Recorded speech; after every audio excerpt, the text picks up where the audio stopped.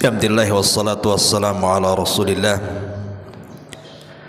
wa ala alihi wa sahbihi wa mawalah wa la hawla wa la quwata illa billahi wa ba'du.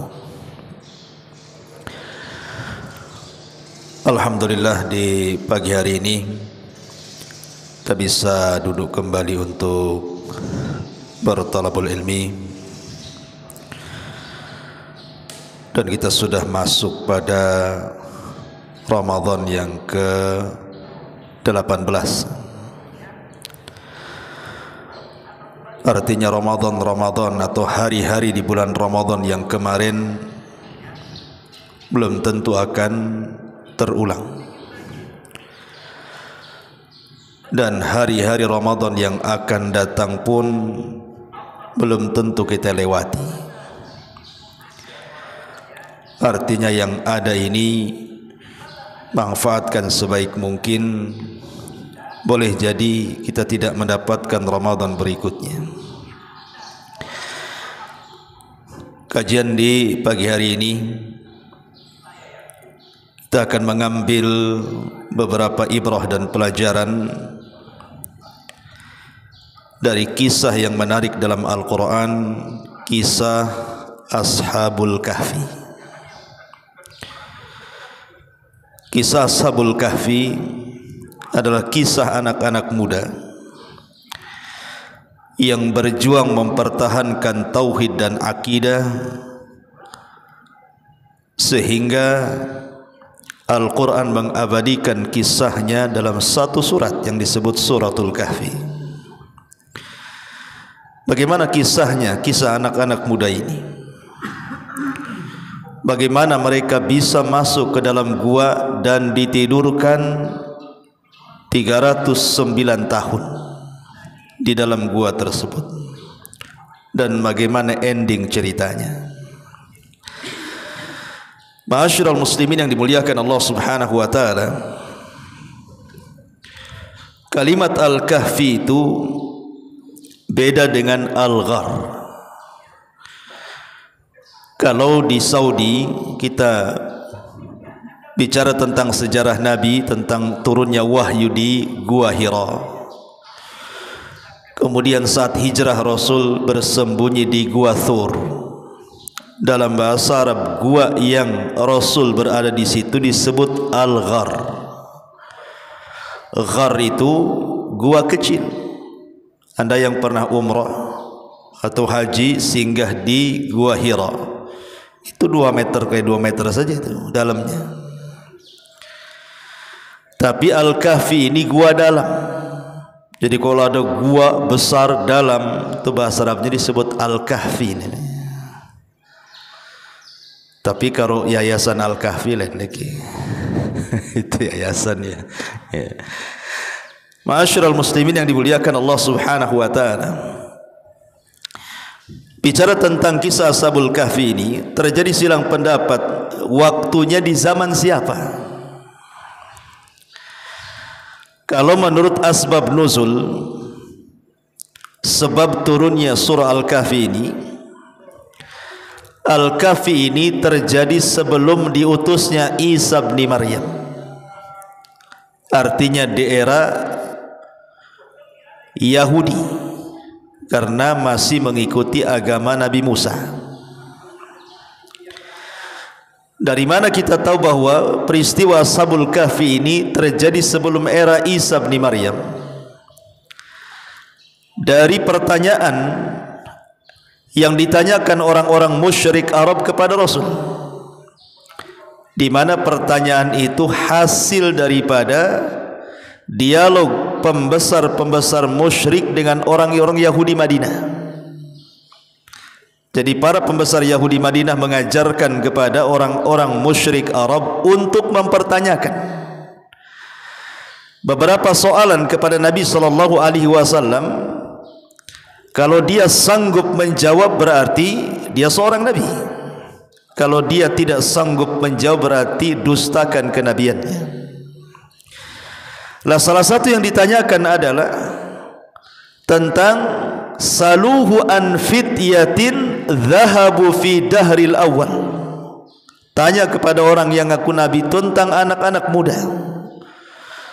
Anak-anak muda yang terjerembab dalam sebuah gua, bagaimana kisahnya?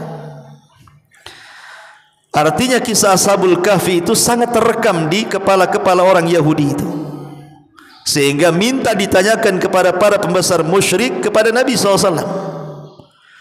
Dari kisah Ashab Nuzul ini, Al-Imam Ibnu Katsir dan yang lainnya merajihkan bahwa peristiwa Ashabul Kahfi itu sebelum Isa bin Maryam. Ini satu pendapat. Pendapat yang kedua, bahwa peristiwa Ashabul Kahfi itu justru setelah diutusnya Isa bin Maryam. Jadi setelah Isa diangkat ke langit, maka Hawariyun terpecah menjadi 3 kelompok. Kelompok yang pertama adalah kelompok yang mereka melawan orang-orang Yahudi Romawi dan mereka mati syahid. Kemudian kelompok yang kedua murtad, tidak sanggup melawan orang-orang Yahudi, akhirnya menyerah kemudian jadi murtad. Kemudian kelompok yang ketiga mereka hijrah, mereka bersembunyi. Mereka tidak menghadapi orang-orang Yahudi karena kekuatan mereka lemah, tapi mereka terus berdakwah. Lah dari kelompok ketiga ini asal muasal cerita Ashabul Kahfi. Ini pendapat yang kedua, dan ini yang banyak dikuatkan para ulama. Ma'asyiral muslimin yang dimuliakan Allah Subhanahu wa taala. Lalu di mana Al-Kahfi itu? Gua yang diceritakan di dalam surah Al-Kahfi itu ada di mana letaknya? Sebagian ulama ahli tafsir mengatakan bahwa letak gua Al-Kahfi itu ada di Suriah. Ada di Suriah. Dan ini sebagaimana disebutkan oleh Al-Imam Fakhruddin Ar-Razi. Ma'ruf Fakhruddin Ar-Razi seorang pakar Quran, mengatakan bahwa gua Al-Kahfi itu ada di Suriah. Ada yang mengatakan tidak, tapi Al-Kahfi itu ada di Urdun. Dan ini sebagaimana dijelaskan oleh seorang sahabat namanya Ubadah ibn Samit radhiyallahu an, ketika dia lewat di sebuah gua di zaman Umar bin Khattab radhiyallahu an. Kemudian mereka masuk ke gua itu. Kemudian mereka mendapatkan ada tulang belulang yang diperkirakan mereka adalah Ashabul Kahfi. Ada yang berpendapat seperti itu. Tapi ada juga yang mengatakan Al-Kahfi itu ada di Turki. Dan sampai sekarang ada gua namanya yang disebut dengan gua Al-Kahfi di sebuah kerajaan yang dulunya disebut kerajaan Saljuk namanya. Nah, disitulah gua Al-Kahfi. Walaupun Al-Imam Ibnu Katsir rahimahullahu taala di dalam kitabnya Bidayah wa Nihayah mengatakan bahwa Al-Kahfi itu ada di negeri Aliyah. Ada juga yang mengatakan di negeri Nainawa Irak. Ada yang mengatakan di Balqah. Ada yang mengatakan di negeri Rum atau Romawi. Yang jelas bahwa terjadi silang pendapat di mana gua itu terletak. Tapi Al-Quran tidak menyebutkan. Sekali lagi saya katakan, kenapa Quran tidak menyebutkan letaknya? Karena Quran itu bukan kitab sejarah. Ingat, Al-Quran itu bukan kitab sejarah. Kalau Al-Quran kitab sejarah, tentu akan dijelaskan secara detail. Tapi Al-Quran itu kitab hidayah. Dia hanya mencuplik beberapa poin yang penting, yang jelas maksud dan tujuannya tersampaikan dalam Quran itu. Makanya Quran tidak menjelaskan, tetapi para ahli tafsir berusaha mencari titik tahu di mana letak gua Al-Kahfi itu. Ma'asyiral muslimin yang dimuliakan Allah Subhanahu wa taala. Baik, kita akan berkisah dulu sebelum kita baca ayatnya. Ada 2 versi tentang kisah Ashabul Kahfi ini. Versi yang pertama, bahwa dahulu ada anak-anak muda, karena jumlah Ashabul Kahfi ini tidak banyak. Jadi jumlah Ashabul Kahfi kalau berdasarkan Al-Quran itu Ada yang mengatakan dia thalathatun rabi'uhum kalbuhum, paling banyak 3 orang dan yang keempatnya seekor anjing. Tapi ada yang mengatakan khamsatun wasadisuhum kalbuhum, ada yang mengatakan 5 orang dan 6-nya seekor anjing. Dan yang paling banyak sadisuhum kalbuhum, ada yang mengatakan sab'atun wa thaminuhum kalbuhum, ada yang mengatakan 7 orang dan yang ke-8-nya seekor anjing. Dalam konteks Al-Quran, ulama mengatakan tentu yang paling kuat adalah angka yang terbanyak, karena biasanya angka yang terbanyak memansuh angka sebelumnya. Sehingga pendapat yang kuat bahwa jumlah Ashabul Kahfi itu 7 orang dan yang ke-8-nya seekor anjing.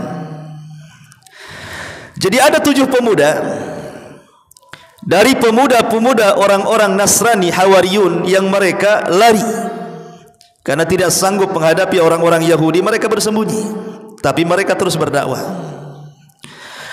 Jadi mereka safar ke sana kemari sampai akhirnya mereka melewati sebuah kerajaan. Di pintu kerajaan itu ada berhala. Orang tidak bisa lewat masuk ke kerajaan tersebut kecuali harus sujud kepada berhala itu. Kalau tidak dibunuh, atau jangan lewat situ. Dan tidak ada jalan lain kecuali harus lewat situ. Sujud atau tidak boleh masuk, maksa masuk dibunuh. Akhirnya kemudian mereka pun karena tidak ada jalan lain kecuali harus lewat kerajaan itu, terpaksa mereka harus menunggu di luar kerajaan. Karena mereka orang-orang baik, mereka pun berusaha untuk hidup mereka manfaat untuk manusia. Maka mereka membuat hammam, kamar mandi bahasa kitanya, kamar mandi umum.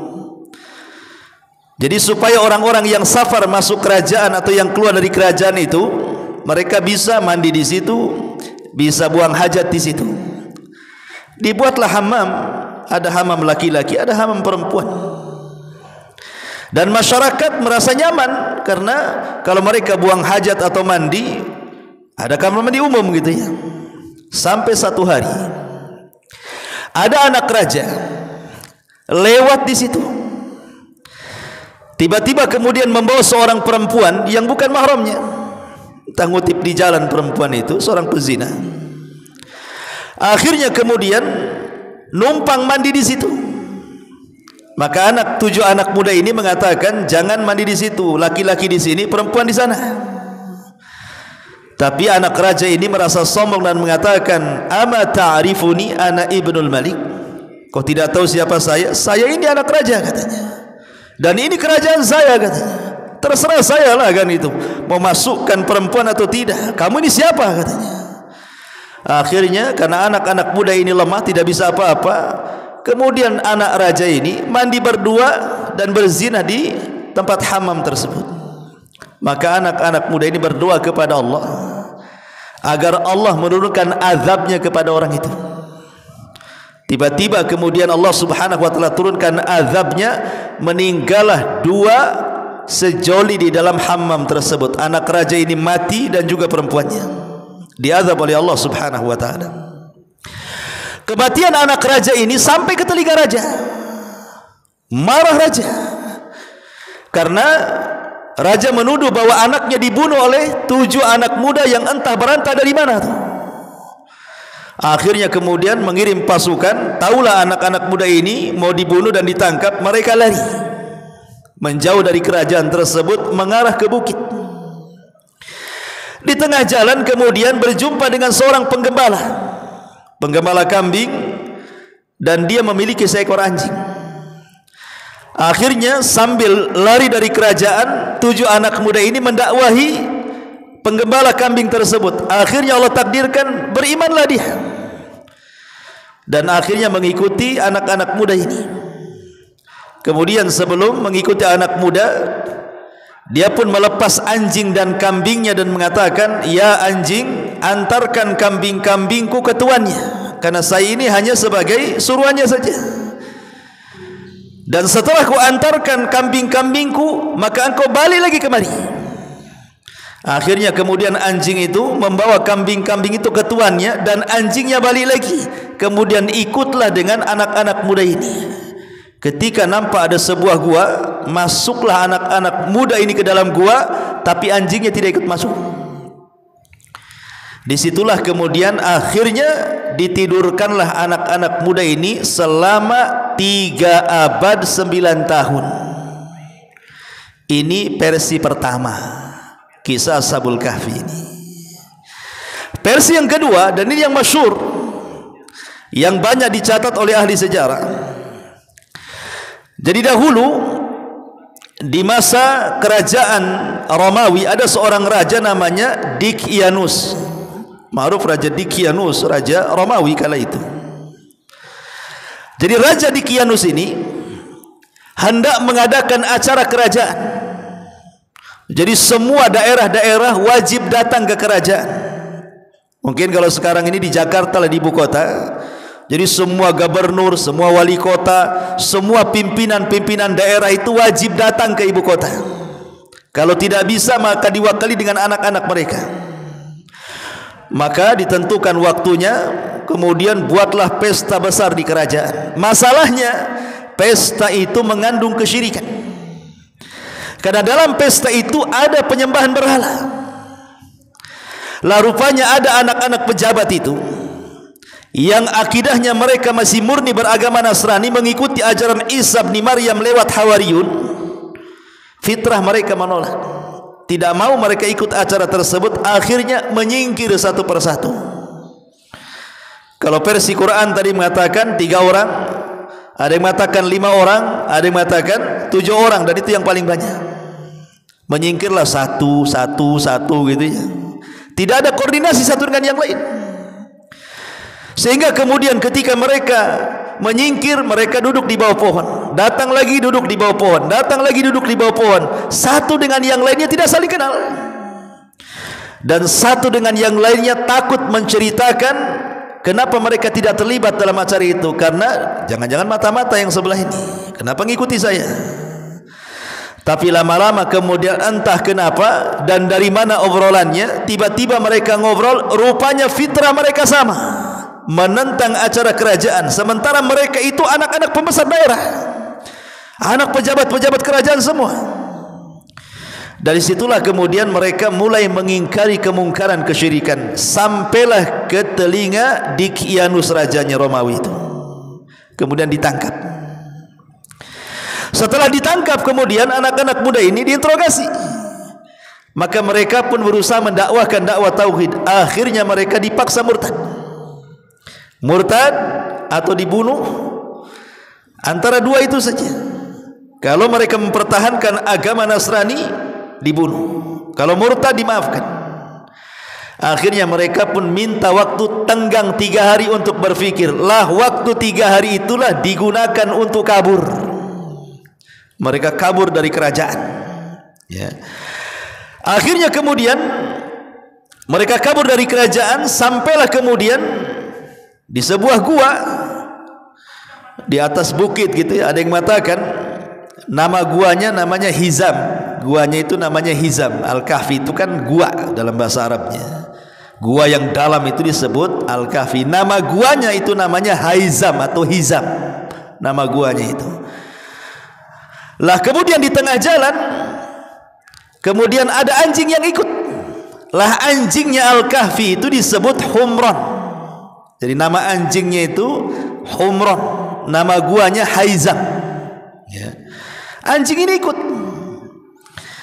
Kemudian mereka pun sampailah di sebuah gua untuk menghindari kejahatan para prajurit yang diutus raja. Karena mereka kabur otomatis akan dicari itu. Maka mereka masuklah ke dalam gua itu, dan anjingnya berada di pintu gua itu. Mereka masuk ke dalam gua, kemudian mereka tertidur. Disitulah Allah Subhanahu wa ta'ala tidurkan 3 abad 9 tahun, 309 tahun. Lah ketika mereka tertidur itulah Allah Subhanahu wa ta'ala turunkan malaikat. Untuk apa malaikat diturunkan?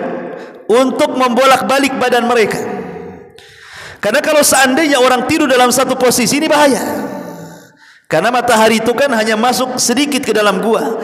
Makanya untuk menjaga jasadnya Ashabul Kahfi yang 3 abad lebih itu oleh para malaikat ini bolak-balikan tuh, kadang ke kiri, kadang ke kanan, untuk menjaga badannya.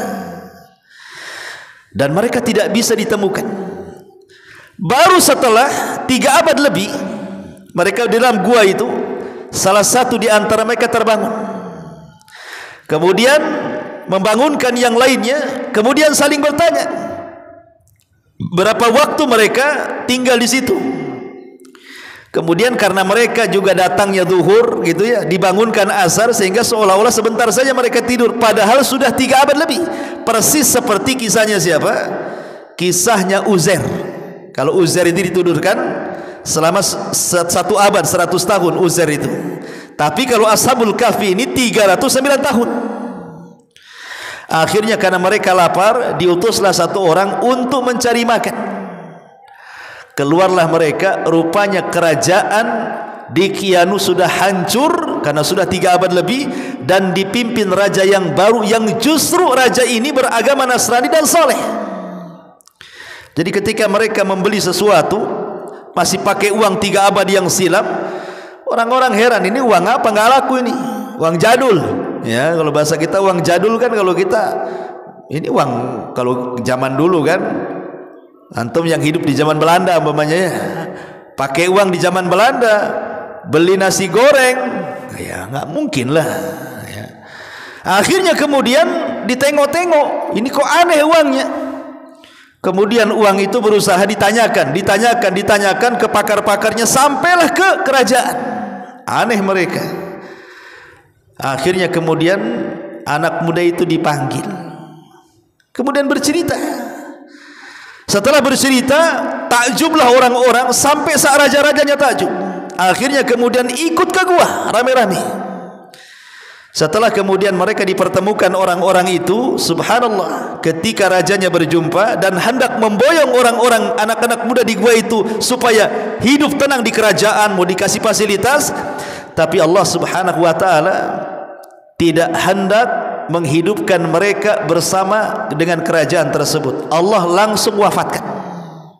Jadi ketika raja dan para prajuritnya sudah tahu, kenalan, ngobrol, habis itu Allah wafatkan. Lah setelah diwafatkan itulah maka sang raja meminta agar tempat itu disakralkan. Disakralkan, kemudian dibuatkan semacam lauk, papan dari emas, kemudian ditulis nama-namanya. Itulah Al-Quran membahasakan dengan kalimat Raqim. Makanya Allah subhanahu wa ta'ala mengatakan, am hasibta anna ashabal kahfi war Raqim kanu min ayatina ajaba. Apakah engkau mengira bahwa orang-orang yang mendiami gua itu, yang mempunyai Raqim, maksudnya Raqim itu papan yang terbuat dari emas, isinya nama-nama 7 orang itu, termasuk tanda-tanda kebesaran kami yang menakjubkan. Inilah versi yang kedua yang masyhur, yang banyak dikisahkan tentang kisah Ashabul Kahfi. Baik, kita baca sedikit ayatnya. Allah subhanahu wa ta'ala mengatakan, am hasibta anna ashabal kahfi war raqimi kanu min ayatina ajaba. Apakah engkau mengira, wahai Muhammad, bahwa orang-orang yang mendiami gua itu dan yang mempunyai Raqim itu termasuk tanda-tanda kebesaran kami yang menakjubkan? Di sini ada pertanyaan kan, seolah-olah Allah ingin mengatakan, ya Muhammad, jangan kau takjub dengan kisah Ashabul Kahfi itu, yang masuk ke dalam gua ditidurkan 300 abad lebih. Enggak, itu tidak perlu ditakjubkan. Yang lebih daripada itu ada yang lebih takjub lagi. Seperti apa? Penciptaan langit dan bumi, adanya siang, adanya malam, gitu ya. Adanya kekuasaan-kekuasaan Allah yang ada di alam semesta, itu lebih hebat lagi dibandingkan kisahnya Ashabul Kahfi. Makanya pertanyaannya, am hasibta, apakah engkau mengira, wahai Muhammad, anna ashabal kahfi war raqimi kanu min ayatina ajaba. Orang-orang yang mendiami gua, yang mempunyai Raqim, termasuk tanda-tanda kebesaran kami yang menakjubkan? Tidak, bahkan di sana ada perkara yang menakjubkan. Kemudian Allah katakan, idh awal fityata ilal kahfi faqalu rabbana atina min ladunka rahmatan wa hayyi' lana min amrina rasyada. Ingatlah ketika pemuda-pemuda itu berlindung ke dalam gua, lalu mereka berdoa, ya Tuhan kami, berikanlah rahmat kepada kami dari sisimu dan sempurnakanlah petunjuk yang lurus bagi kami dalam urusan kami. Doa ini dibaca oleh Ashabul Kahfi saat mereka kebingungan. Mereka sedang dikejar-kejar nih oleh prajurit kerajaan Romawi ini. Mereka berdoa, ya, berdoa dengan mengatakan Rabbana atina min ladunka rahmatan wa hayyi' lana min amrina rasyada. Akhirnya doa mereka didengar Allah Subhanahu wa taala. Kemudian Allah Subhanahu wa taala arahkan mereka ke dalam sebuah gua. Dari sini ada faedah, siapapun yang kembali kepada Allah Subhanahu wa taala dalam setiap masalah, pasti Allah akan menunjukkan jalan keluarnya. Makanya Rasul sallallahu alaihi wasallam, kata Aisyah radhiyallahu anha, kana an-nabiy sallallahu alaihi wasallam idza fazi'al amru idza hajabahu al-amru fazi'a ila shalah. Kana an-nabiy sallallahu alaihi wasallam idza hajabahu al-amru fazi'a ila shalah. Rasul itu kalau ada masalah yang tidak bisa keluar dari situ, maka Rasul itu segera melaksanakan salat. Gunanya untuk apa? Supaya mendekatkan diri kepada Allah dan Allah akan menguraikan masalahnya. Kemudian setelah mereka diarahkan ke gua, Allah katakan fadharabna ala adhanihim fil kahfi sinina adada. Maka kami tutup telinga mereka dalam gua tersebut selama beberapa tahun. Di sini ada faedah besar. Ketika mereka berusaha memperjuangkan tauhid, memperjuangkan akidah, memperjuangkan keyakinan kepada Allah Subhanahu wa taala, maka Allah Subhanahu wa taala turunkan rahmatnya kepada mereka. Maka siapapun yang mempertahankan akidah tauhid, maka dia akan turun rahmat kepadanya. Seperti Ashabul Kahfi, ketika mereka memperjuangkan akidah mereka, tidak mau menyembah berhala, maka Allah turunkan rahmatnya, Allah jaga mereka dari musuh-musuhnya. Tapi sebaliknya, orang-orang yang mereka jauh daripada akidah dan tauhid, tanpa dilawan oleh kekuatan apapun, hancur dengan sendirinya. Ashabul Kahfi ini, mereka tidak melawan kan? Mereka tidak memberontak kepada Dikianus, Raja Romawi kan? Mereka hanya pergi ke gua, kemudian tidur, kemudian setelah itu bangun, kerajaannya hancur. Menunjukkan bahwa menghadapi musuh itu tidak harus dengan pedang, menghadapi musuh itu tidak harus berperang gitu ya. Cukup tidur saja cukup tidur saja, hancur kerajaannya kan itu ya. Jadi antum kalau punya musuh, nggak usah dilawan, tidur, nanti habis tuh musuhnya kan itu. Kalau antum punya musuh nih, antum lawan, tengkar, kalah antum. Jadi kalau punya musuh itu sudah, maksudnya abaikan saja. Kalau ada orang yang nyakiti kita, musuhi kita, ghibah kita, menghina kita, ndak usah diladeni, tidur saja. Insya Allah itu nanti berhenti sendiri. Lihat Ashabul Kahfi melawan musuh dengan tidur. Nggak bisa tidur Ustaz, Antimo beli, insya Allah tidur.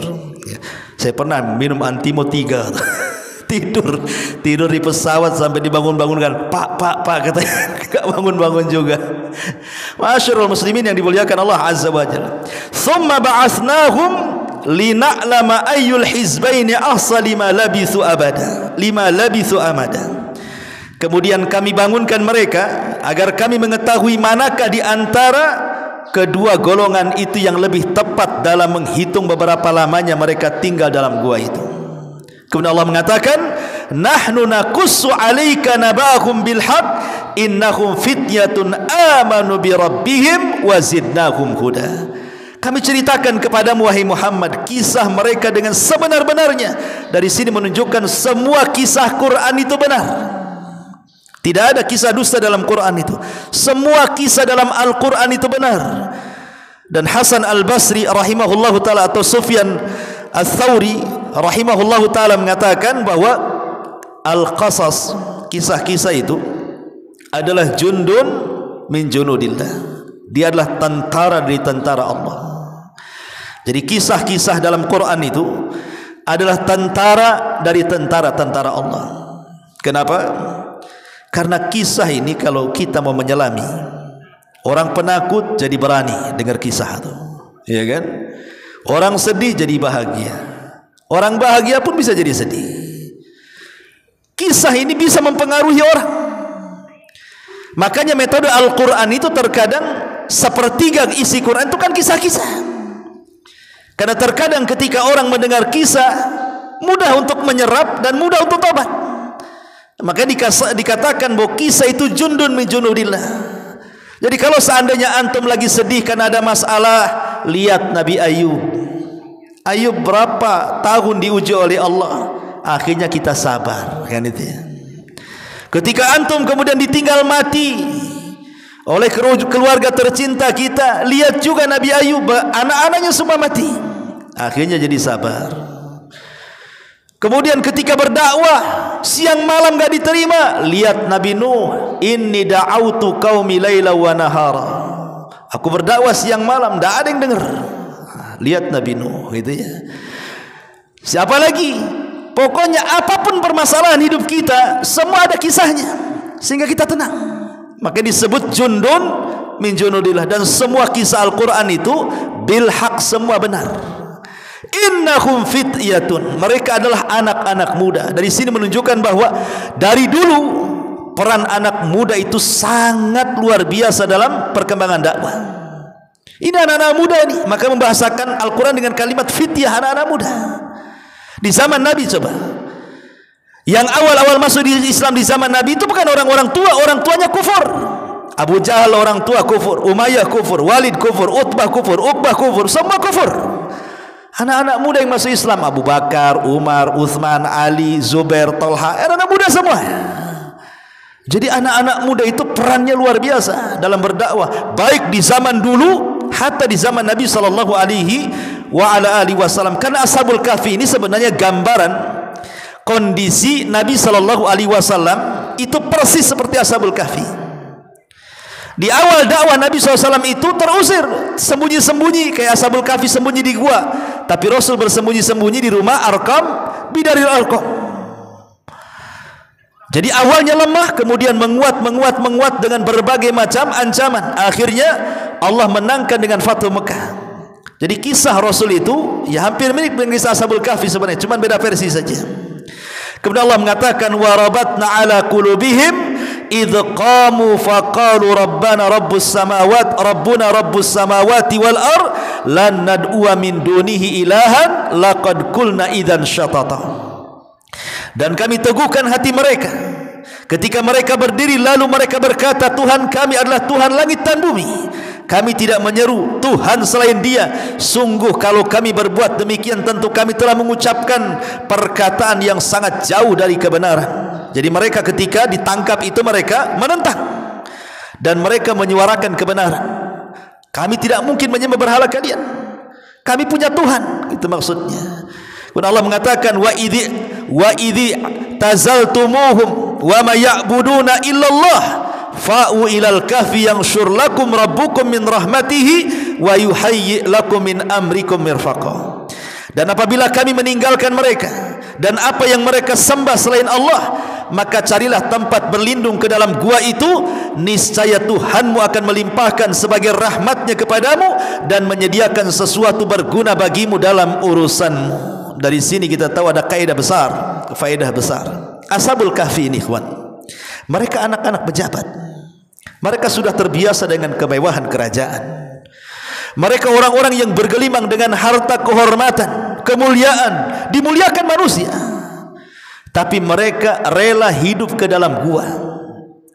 Yang dalam gua itu tidak ada makanan, tidak ada minuman, tidak ada selimut, tidak ada kasur, tidak ada bantal, tidak ada dayang, tidak ada apapun dari kemewahan dunia. Tapi bagi Ashabul Kahfi, gua bagi mereka jauh lebih indah, karena dalam gua itu terpancar keimanan dibandingkan istana yang penuh dengan kesyirikan. Dari sini ada kaidah dalam kondisi hidup susah, hidup tidak senang, melarat bahasa kitanya, tapi hati penuh iman itu jauh lebih bahagia dibandingkan hidup dalam istana yang mentereng tapi tidak ada iman di dalamnya. Itu kaidahnya di sini. Enggak masalah hidup kita susah, tapi iman memancar. Karena dari situlah hati tenang. Ketika hati tenang, rumah jadi lapang. Rumah sempit jadi lapang, ikhwan. Tapi kalau hati tidak ada keimanan, sempit, rumah lapang pun jadi sempit. Karena lapangnya rumah itu kan berdasarkan lapangnya hati. Banyak orang-orang kaya rumahnya besar, tapi kalau masuk rumah nggak kerasan dia. Ingat kayak burung ditangkap masuk ke sangkar, maunya keluar saja. Kenapa? Pusing lihat istrinya kayak setan. Pokoknya nggak suka dia. Tapi ada orang yang subhanallah ya, hidupnya sederhana, ngontrak, tapi kalau sudah masuk ke dalam rumah nggak mau keluar dia. Kan itu. Tengok istrinya kayak bidadari, nggak mau keluar saya dari situ. Artinya bahwa yang menjadikan lapang atau sempit itu sebenarnya dalam hati. Inilah Al-Kahfi mengajarkan kepada kita, hidup dalam gua dengan keimanan jauh lebih baik dibandingkan hidup di istana penuh dengan kekufuran. Kemudian Allah mengatakan, wa tarasyamsa idza tala'at tazawura an kahfihim dzatal yamin wa idza gharabat taqriduhum dzatal shimal wa hum fi fajwatin min dzalika min ayatillah man yahdihillah fahuwal muhtad wa man yudlil falan tajid lahu waliyan mursyida. Dan engkau akan melihat matahari ketika terbit condong dari gua mereka ke dalam sebelah kanan, dan apabila matahari terbenam menjauh mereka ke sebelah kiri, sedang mereka berada dalam tempat yang luas dalam gua itu, itulah sebagian dari tanda-tanda kebesaran Allah. Barang siapa diberi petunjuk oleh Allah, maka dialah yang mendapatkan petunjuk, dan barang siapa yang disesatkan, maka engkau tidak akan mendapatkan seorang penolong yang dapat memberikan petunjuk. Di sini ikhwan, Allah utus malaikat menjaga Ashabul Kahfi. Dan dalam Islam juga diajarkan kan, kalau antum sebelum tidur, kata Nabi SAW, berwudu. Sebelum tidur antum berwudu, kemudian membaca doa sebelum tidur, maka saat tidur itu Allah kirim malaikat. Sebelah kanan kiri kita itu Allah kirim malaikat. Jadi kalau kita berguling ke kanan, maka malaikat sebelah kanan mengatakan Allahumma gfir lahu, Allahumma arhamhu. Ya Allah, rahmati orang ini, ampuni orang ini. Apabila badannya berguling ke kiri, malaikat sebelah kiri juga ngomong sama, Allahumma gfir lahu, Allahumma arhamhu. Ya Allah, rahmati dia, ampuni dia. Dan terus malaikat bicara seperti itu sampai kita terbangun. Karena Ashabul Kahfi begitu, ketika mereka kembali kepada Allah, ada yang merawat mereka, para malaikat. Tapi kalau sebelum tidur ndak wudu, ndak baca doa, main tengok bantal, main ngorok, itu di samping kiri setan tuh. Makanya dimimpikan macam-macam di situ. Ya, dimimpikan macam-macam sampai kepada mimpi basah. Mimpi basah itu dari setan, ikhwan. Ya kan, jangan rugi antum. Pamanya baru separuh terbangun begitu. Terbangun. Jangan begitu, itu dari setan mimpi basah itu. Para nabi itu tidak ada yang mimpi basah, karena mimpi basah itu dari setan. Ya, justru kalau mimpi basah antum langsung terbangun itu langsung ta'awud. A'udzubillahi minasyaitonirrajim. Tuh gitu ya. Jadi ludah ke arah kiri. Ya. Kemudian pindah. Jangan di posisi itu lagi supaya ada lanjutan episode. Antum nyambung sama setan namanya ya. Enggak boleh ya. Karena Allah mengatakan wa tahsabuhum aiqadan wa hum ruqud. Wa nuqallibuhum dzatal yamin wa dzatal shimal wa kalbuhum basitun dira'aihi bil wasid. Lawit talata alaihim lawallaita minhum firara wa lamulita minhum raghban. Dan engkau mengira mereka tidak tidur, padahal mereka tidur.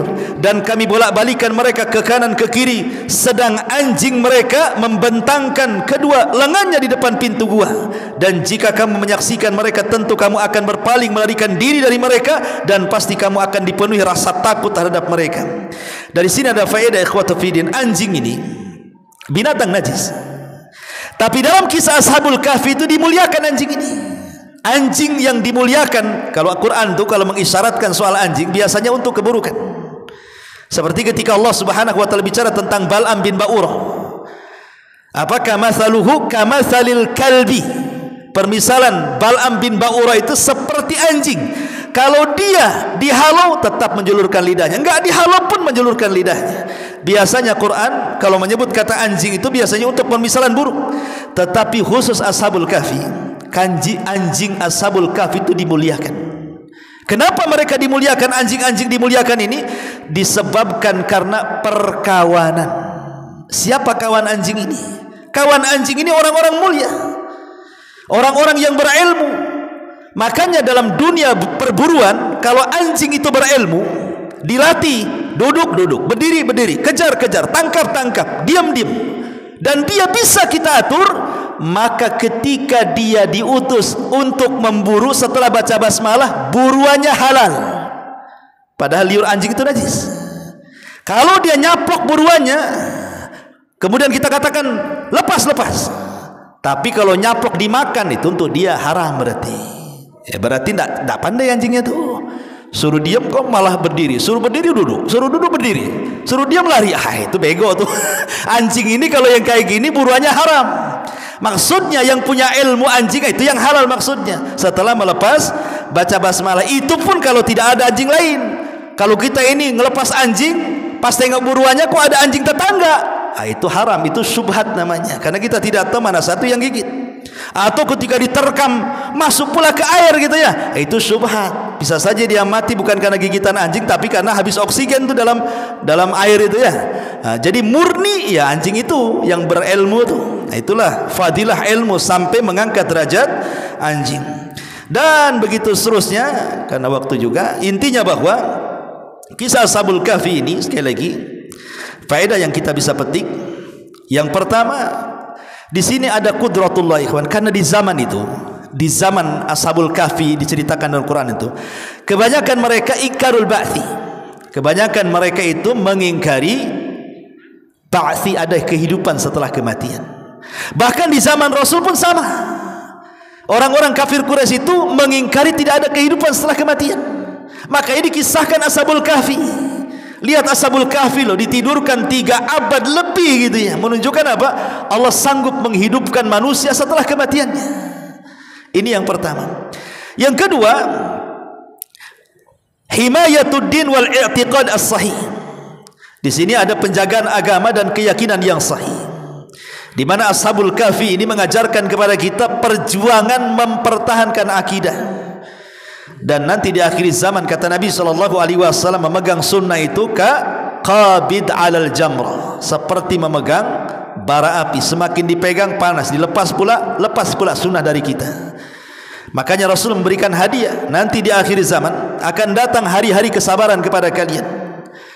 Kalau kalian sabar, maka kalian seperti mendapatkan pahala 50 sahabat Nabi. Kalau kita sabar ya, tapi karena memang fitnahnya luar biasa di akhir zaman itu. Dan sekarang kita berada di akhir zaman, dan fitnah ini baik syahwat ataupun syubhat sudah melanda di tengah-tengah kita. Yang dulu tidak bisa dipahami hadis oleh para ulama, sekarang baru ngeh para ulama. Contoh umpamanya hadis Nabi SAW mengatakan bahwa nanti di akhir zaman akan terjadi kejahatan yang bersumber dari langit. Para ulama di zaman itu tidak bisa memahami hadis ini. Kok ada kejahatan bersumber dari langit? Rupanya baru terbongkar hari ini kan, ketika manusia menerbangkan satelit ke langit, kemudian handphone di mana-mana dipancar luaskan. Rupanya itulah maksudnya kejahatan yang bersumber dari langit, yang tidak ada satu rumah kecuali dimasukinya.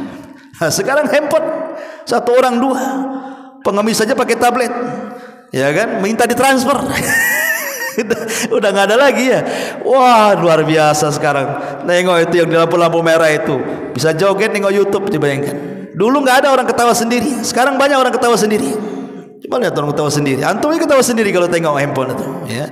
Ma'asyiral muslimin yang dimuliakan Allah Azza wa Jalla. Kemudian yang terakhir juga di sini tentang pentingnya doa. Ashabul Kahfi ini berdoa kepada Allah Subhanahu wa taala dan mengatakan, Rabbana atina min ladunka rahmatan wa hayyi' lana min amrina rasyada. Allah ijabah.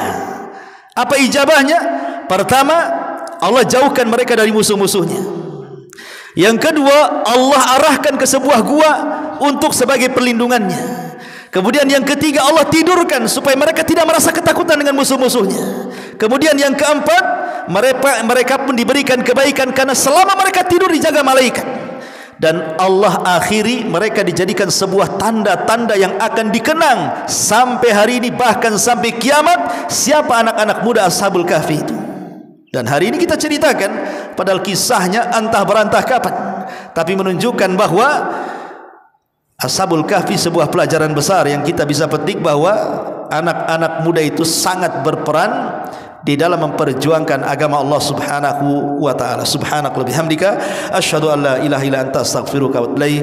Allahu ta'ala alam. Assalamualaikum warahmatullahi wabarakatuh.